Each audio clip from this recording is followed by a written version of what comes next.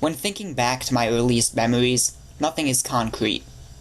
A string of hazy images come to mind, like random snapshots out of time, each one associated with certain feelings and emotions. They are imbued with a mystical, dreamlike quality, a gift born of childhood and experience. The magic of every Christmas when Santa was still real, for example, is an experience of pure joy that is lost with maturity. Many of these snapshots are impossible to place in any sort of context. They're just there, sunken in the crevices of my brain, without rhyme or reason. Playing with my dad's beard in a wood-paneled room, him smiling down at me, comforting. Or discovering a long row of marching ants in someone's wooded backyard, all by myself, exciting. Some of them don't even seem real in hindsight. Did I actually fall from that tree by the lake, only to land on my feet without a scratch? Was it really a dream? I don't think so. Sure, I have memories of distant dreams, but there is a clear distinction between the dreams and reality of my past. I don't know how I can tell, I just can. And for this reason, one memory has always troubled me.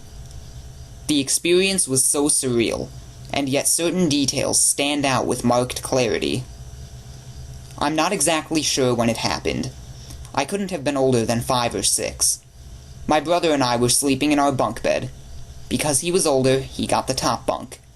I had just woken up, but it was still nighttime. Something felt different. I remember seeing and smelling the rain, but not hearing any. The window was open, and it was very cold in the room. Why was the window open?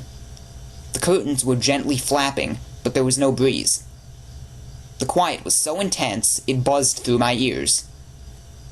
I'd been lying on my side, with one arm dangling off the edge of the bed. Gradually, I became aware that it was warmer near the floor.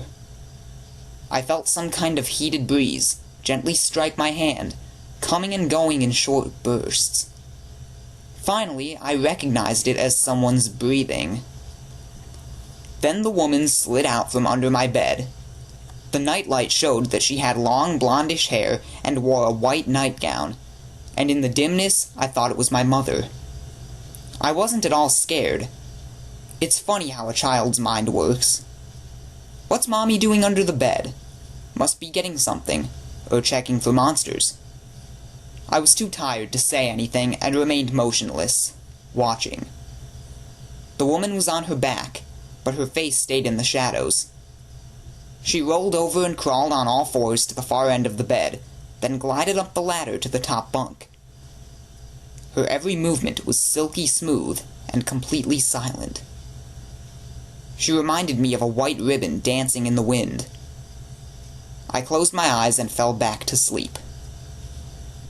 I also remember my brother telling me about a weird dream the next morning.